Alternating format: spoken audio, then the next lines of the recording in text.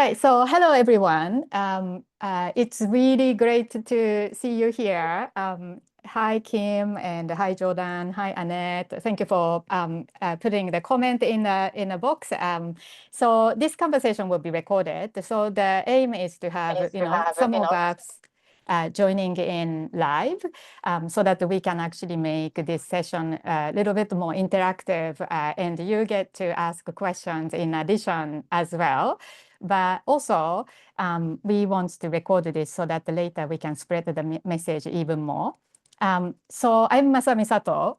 Most of you may already know me, but I'm the founder of the global initiative called B1G1, which is the business initiative helping businesses around the world integrate the act of impact, a measurable impact and kindness into what they do every day. And as a result of it, when those businesses, when something good happens in their business, such as they serve a customer or make a sale or somebody sign up for a newsletter, so all these micro acts of businesses can lead to some global impact. And so many of impacts listed in B1G1. Today, we have more than 450 projects in more than 50 countries around the world. But when we actually look at some of these impacts and what happens behind the scene, we really realize the enormous, profound change and the ripple effect of those impacts.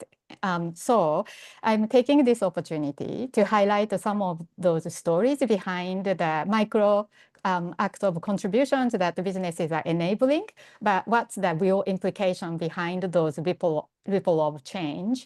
And today, I have Michael from Blue Dragons Children's Foundation here from Vietnam. And we get to hear from Michael's experience looking into some of the very important work that they work on, and also learn about what it is that we could do more to prevent these enormously difficult challenges in the world. So, Michael, I have a lot of questions that I want to ask. But first, for the audience, would you mind giving us an introduction of you, like who you are and your work at Blue Dragon as well? Sure. Thanks, Masami. It's really, really lovely to be talking to you. B1G1 has been an incredible partner over these years. So yeah, it's a real delight to share that with a few people. So I'm speaking to you today from Hanoi in the Blue Dragon Center. I'm obviously not Vietnamese by birth. I'm an Australian and I moved here to Vietnam more than 20 years ago, 2002. Actually, I moved here as an English teacher, and I was teaching in an economics university. And along the way, met some street kids, and Blue Dragon was born out of that. Just me and some of my friends, including some of my university students, just wanting to help, just wanting to have a little impact on one life, on two lives, to see if we could get kids off the street and back to school. And more than 20 years later, here we are, now Mm. working around the country on the issues of human trafficking and more broadly on the issue of child exploitation. So that's Blue Dragon in the shortest possible amount of time. Mm. But how did that, Michael, led to the work that you do today? Because I know that, that 2 decades of work and also the transformation you made by actually being there and being connected with people on the ground and local families. Like, what did you discover and why, what took you to what you are doing today? Yeah, yeah, super interesting. Um, so right now, I could share with you a vision. We have a documented vision and a documented strategy that talks about where we're going and what we're trying to do. But even to get to the point of having that was a couple of decades worth of work. It was really about just being here, uh, just doing things, starting, not even thinking about like what's the big picture, where is this going, Mm. but seeing what was in front of us, seeing a girl selling postcards on the street, or a boy who's homeless, or a teenager who's been trafficked and sold, and just helping them. And out of that, figuring out, okay, what's the bigger picture here? What's going wrong that this happens to children, and what can be done about it? I think if I'd started on day one with a big vision and plan and strategy, it would kind of be a nonsense, right? Mm, It really has to be something that lives and that's comes up out of reality. mm, So what we have today at Blue Dragon with our work, we're working in 7 different provinces of the country, uh, very targeted on the local issues, connecting that to government policy and to what the Vietnamese authorities are doing. Um, but it all started with those one child here, one child there, those small impacts building up to something much bigger. And um, the topic like child trafficking, because that's one of the things that your organization tackle, like aside from helping children and their quality life in general. I think one of the kind of most important work that you have done that we've seen, even bringing the children back from China, or like working with the families to actually find the lost children. And so you've done those type of work too. And when we think about topic like that, we feel like something in the very distant world, or some of us may have a certain misconception about what the issue really is. Could you tell me a little bit more about that? Yeah, well, and that's such a good point that we feel that child trafficking, human trafficking are these distant issues. And I can tell you that every person on this call has been touched by human trafficking in the last month or two. I can almost guarantee it. A lot of the trafficking that takes place now is the trafficking of people into what we call forced online scamming. And what that means is you Mm, have somebody like from a village here in Vietnam living in poverty saying, I really want to get a job. I really want to work hard. I want to get out of poverty. And someone comes along and says, Hey, I've got a great job for you. Come with me. I've got a business. You can come and work. And they go in all good conscience thinking that they're going for a real job. mm, They end up in somewhere like Cambodia or Myanmar, in an armed compound where they are forced to go online and scam people who are around the world. And of course, there are many different jobs in a compound like that. Everything from cooking and cleaning through to setting up hardware systems, setting up fake internet accounts, fake social media accounts, all of that, right through to the making sending a message to somebody um, who might be sitting in Australia or in mm, Germany or anywhere around the world, sending them a message to say, hi, can we talk? And everyone on this call has had one of those messages, probably 10 in the last month, right? And a lot of those messages are coming from people who are in slavery, doing mm. it against their will. So this absolutely is an issue that affects all of us. Doesn't matter where we are, Wow. we are touched by it. Yeah, and just hearing about that, it feels like in today's world with the online connections and communication that we have, it seems to be even more of a bigger challenge. But I also read a couple of stories on your website about families whose children or daughter was suddenly taken, like disappeared. And then years later, like they reunited, and then Blue Dragon was involved in that too. So you've got this like 2 decades of experience and work. Are there any like memorable stories that you can share with us today to kind of understand what actually happens? Yeah, yeah. I think a lot about the very first girl who we rescued from human trafficking, and that's way back now in 2007.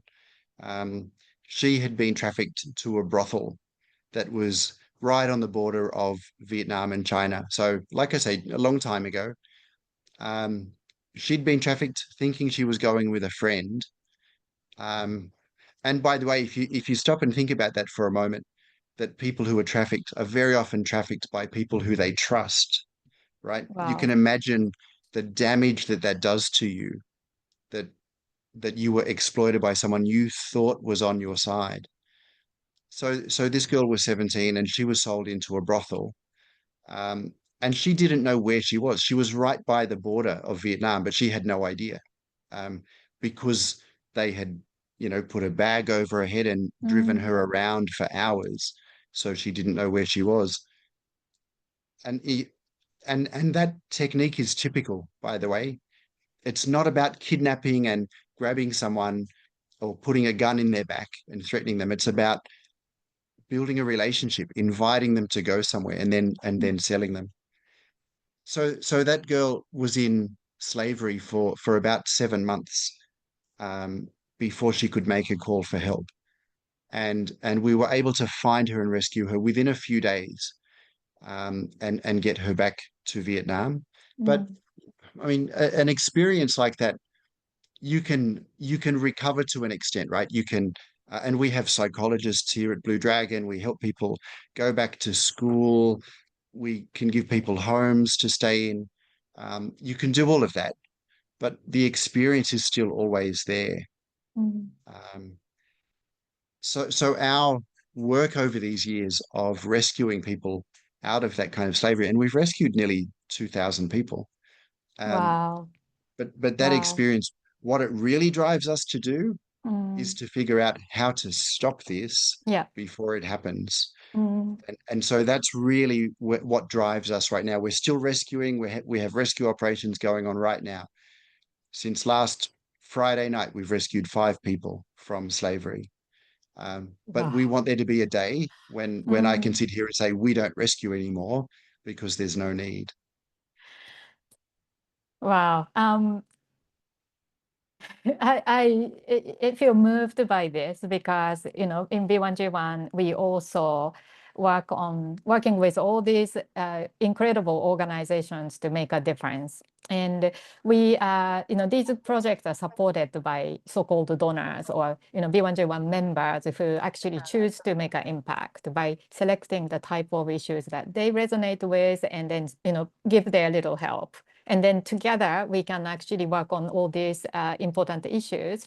But also at the same time, if we created a world one day that these issues actually do not happen, and then that would be really the best outcome. But at this point of Absolutely. time, there are these issues happening, and also some of these issues and solving these issues, we need to call for people's help as well. So I think it's really enormous that you choose to dedicate your life toward solving the challenges. And we were just so grateful, Michael, for what you were doing. So like moving to like the prevention part. So you talked about, okay, you still continue to the rescue mission because it's definitely urgent and important to continue to rescue young people who are trafficked and then return them to family. But could you tell me a little bit about what you learned about the prevention? What is it that you can do to prevent these issues happening? Yeah, yeah. So, and I'm really passionate about this. So, let's see if I can contain myself while I talk about this because it's so interesting. Mm, And the first thing to say is that it is possible to prevent human trafficking. We've done it. Blue Dragon has actually stopped whole routes of human trafficking from certain areas of Vietnam. And what we've learned is there's not just one thing. It's not like a silver bullet. You do that one thing and trafficking stops. It's about doing lots of things. And I think that's where Blue Dragon and B1G1 really resonate because it's about doing lots of small things, taking lots of steps to create a bigger picture. So the work that we do to prevent human trafficking, it can include things like just making sure kids have meals and kids are in school, making sure families have safe houses, mm, um, making sure communities have the infrastructure that they need. So some of that is just very basic welfare type activity. Then there's helping people to get jobs and start businesses, um, giving young people training so that they can get jobs on their own. And then carrying right through to working with the government on on improving the systems, training local workers, improving policy. And what we find is that when you do all of that, so it's not a simple story, right? It's a bit Mm, of a complex story, but when you do that, you see trafficking just come to a stop in a community. And so then the question is, well, how do you scale that up? And that's what we're working on right now. yeah, and then you are expanding like into new city because when I met you initially, like your work was primarily focused in Hanoi region in the That's northern right. part of Vietnam, right? Like, can you tell us more about what you are doing at the moment? Yeah, yeah. So with the expansion, what we're kind of doing is, we've tested out this work. We've found um, certain interventions that help, and Mm, I've just described some. Um, I mean, I can go on further and explain. We help communities to set up what we call anti-trafficking boards in their villages, where local people take ownership wow. of the problem of trafficking. So we've done that, and we see that it works. So now we're taking it to other parts of the country. So we've seen, okay, this works very well, yeah, up in the northern mountains of Vietnam. Mm, What about what about if we do it in the Mekong Delta? What about if we do this in central Vietnam? So we're taking it to areas that most need it, and we can mm, tell from the data where yeah. it's needed, and just trying it out there. Um, and in doing that, we're building up a bigger picture for Vietnam of what works, and we hope that there'll be a point where we can even say for the Southeast Asia region, Mm, this is what these are the lessons that could apply. yeah. So now, Masami, now we've gone like to really big picture, right? Mm, And yet the interesting thing with our work is that at the same time, the day to day is very much about the individual girl and boy who mm, walks in through the doors mm, of our mm, center, or who we meet at a school up in the mm, mountains. So our work is very grounded yeah. while we build up that strategy. Yeah, and then when I look at the project list of what you are doing in B1G12, we have some interesting project activities like enabling young people to actually call home and Yeah. enabling Yep. that phone call of the people who were children who were affected by trafficking. Um, Things like Exactly. that. It's like we never think of. It's so many of the interventions that I'm talking about are just practical. Mm, Getting a child to pick up the phone and talk to their mother. yeah, yeah. Um, that's always a powerful moment when a family has been separated. Mm. And what a simple and that's one way that somebody can help no matter where they are in the world. Yeah, and like, and we sometimes don't see beyond the project that's in front of us because it's described in a simple way, and Yeah. sometimes like we don't actually get really the significant qualitative impact part. So it's great to have this kind of conversation. And Michael, also a couple of questions from the audience.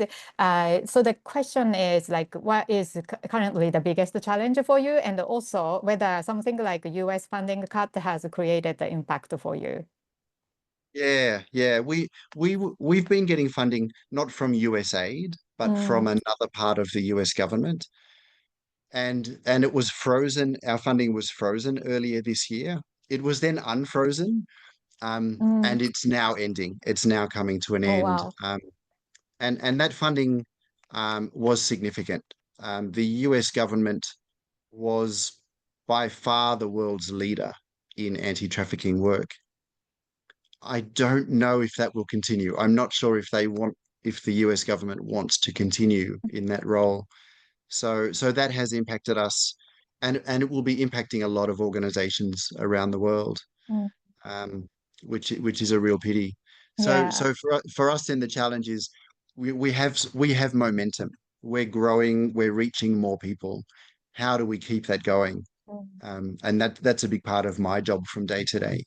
Yeah, and from B1G1 point of view, basically like 100% of all the contributions that we get to channel toward the project activities are coming from businesses at the moment, and small to medium-sized enterprises as well. So our focus is to really like enable and help businesses understand, or people understand, that actually the little part they can play without worrying about trying to do huge thing or tackle huge challenges alone. Because if lots of us get to do the little part and the little thing that we get to do, the profound impact, the accumulation of impact could be massive. Yeah, absolutely. And look, Mm. I'm going to say something about that. And then there's a young guy just outside Yes, the door here who I we want must. to speak. But I just want to say one Mm, thing about that. mm, You know, that US funding that we had, just fantastic, amazing. And when you get that kind of government funding, it can be $100,000 for a year, or, mm, or $200,000, and that's great. But also, then when it stops, then you've got a problem. And so actually for charities like Blue Dragon, having people saying, I'm going to put in $2 this week, I'm going to put in $5 for that impact, that actually keeps us going, because the big funding can come and go, but having individual people, individual businesses around the world, they can keep going. And one week somebody can't donate, but somebody else can. Um, so I think there's a really important message that there's no donation that's too small. It actually really all does add up.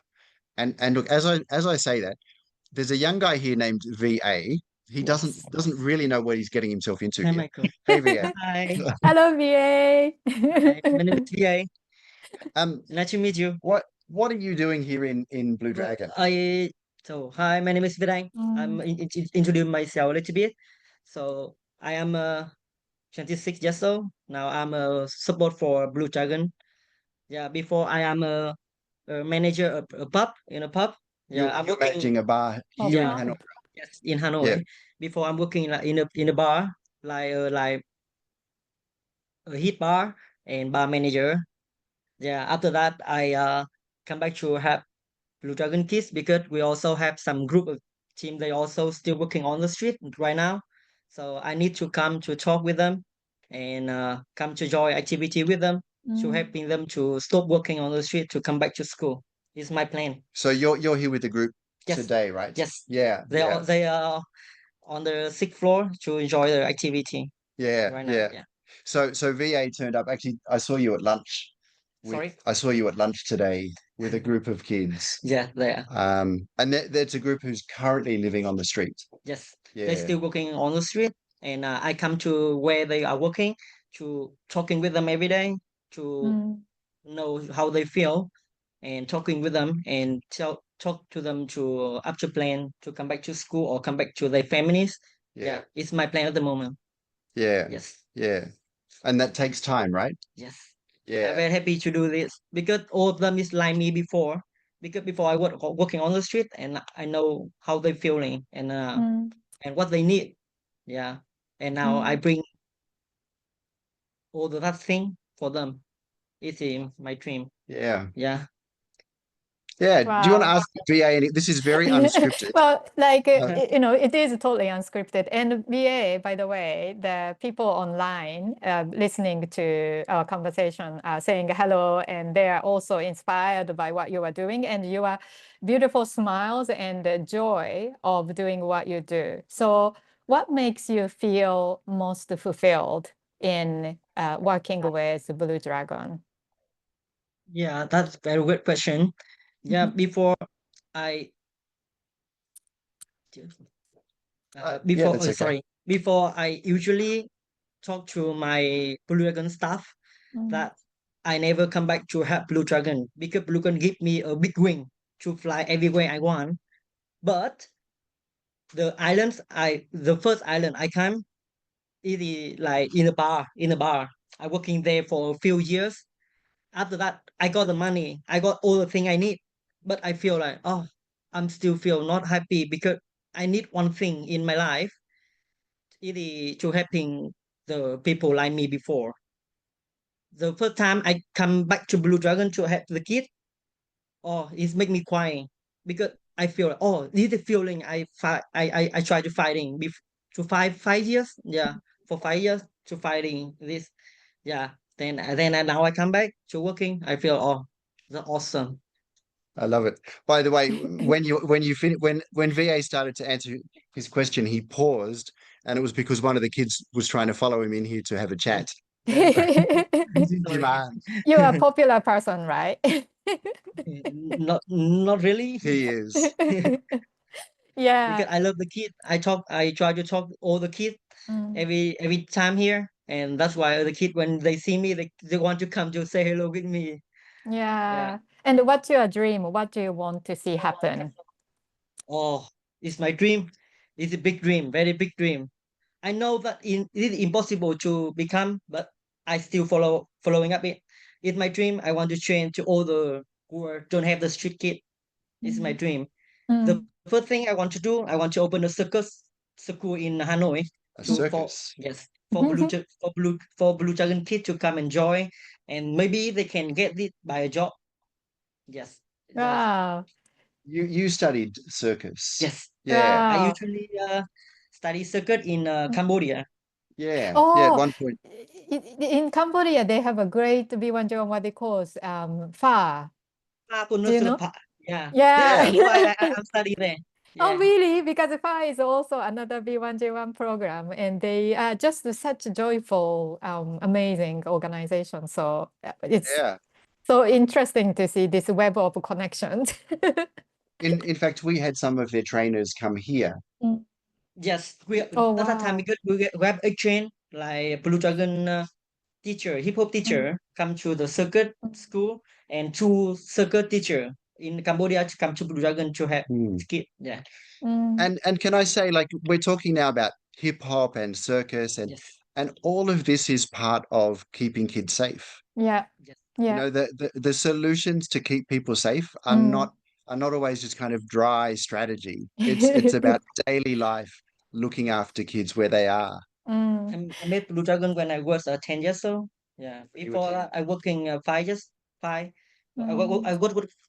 I was working on the street when I was 5 years old. Yeah. I'm Wow. around after 5 years, and I met V.